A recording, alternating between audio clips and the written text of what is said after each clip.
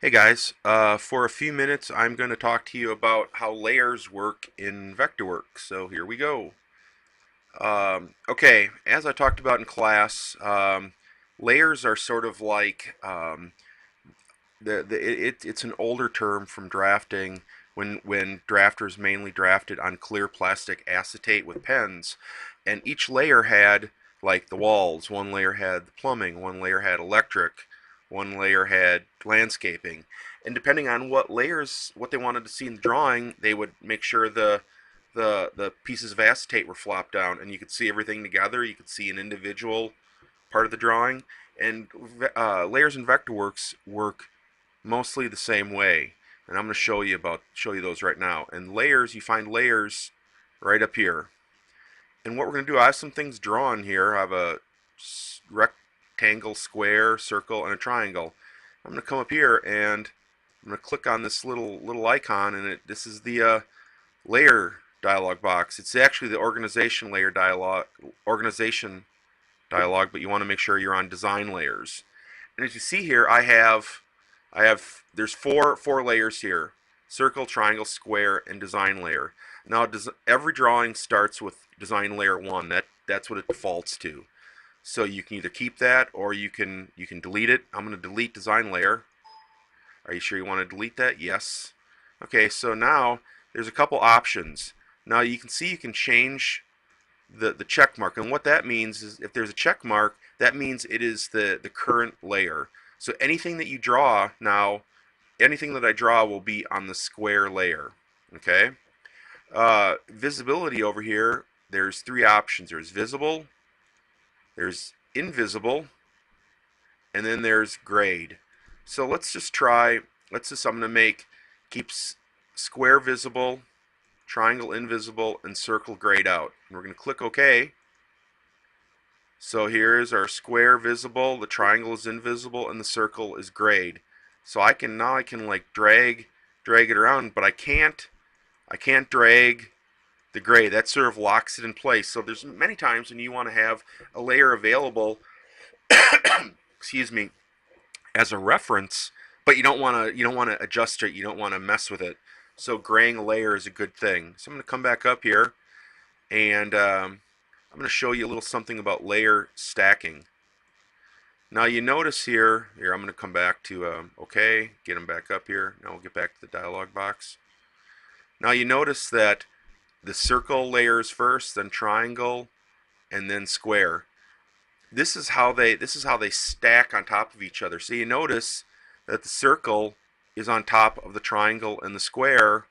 And the triangle, if it was moved over a little further, here, let me move the triangle over. You'll see that the triangle is on top of the square. So I usually set up my drawings knowing that. But let's say now I want the square on top of everything else. What you can do is come over here and you see how my cursor changes. I'm going to drag the square up to the top and click OK, and there it changes everything around. Yeah, I just saw something that I think I just learned something here. Let's come back here. I don't have to leave the dialog box. This is something new in version 2012 is preview. So I'm going to put the circle below everything and click preview, and there it fixes that. Wow, that's new in version 2012, and I think I like that. Um, so that is, for right now, that is what you need to do. If you want to make a new layer, you can click new, and call this lines. Click OK, and there you have a line. Okay, one other thing I want to show you is now anything that I draw again will be in the line layer. I'm going to come back and set the circle layer as the default, as the current layer. What I'm going to do is I'm going to click on the X, the invisible. Now what should happen is the circle should disappear. Click on preview. Nothing changes, and I've had a couple people ask me about this. Why does that happen? Well, even if you have the current layer, even if you set it to default to invisible or gray, it will still be visible because it's the current layer. So I'm going to change current layer to triangles, and now when I click preview, the circle should go away. Hallelujah. So that is the dialog box for now. That should get us where we need to go. If you want to change the current layer, you can use this drop down box, and we're going to select, let's select circle. We'll bring the circle back, and there now anything drawn now will be drawn in the circle layer. Now the one thing that's going to happen to you is you're going to set up your layers, you're going to set up your drawing, and you're going to have all this great setup, and then you're going to forget to change the layer. And what you can do, it's really easy to do, is like, let's say I want to move just for grins, I want to move this rectangle, the square, to the circle layer. All I need to come over to the object info palette and see where it says layer. Right now it's on the square layer. We know that. I'm going to change it to the circle layer. You select, drop down, and there is our we've just assigned it to the circle layer. If I want, I can assign them all to the square layer. Now they're all three of them are on one layer.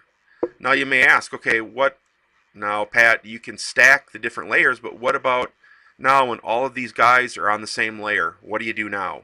If you want, like, let's say I want the circle to be on top of the square. Well, what I can do is I can come here and select the circle and come up here to modify and send, and now I can send this to the front, and there my circle is at the front.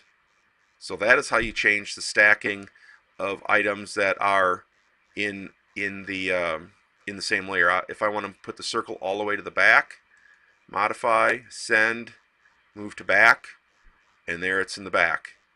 So that was just a quick bit about layers. Layers are very powerful, and I really highly suggest that you use them. It's a great tool, and happy drafting.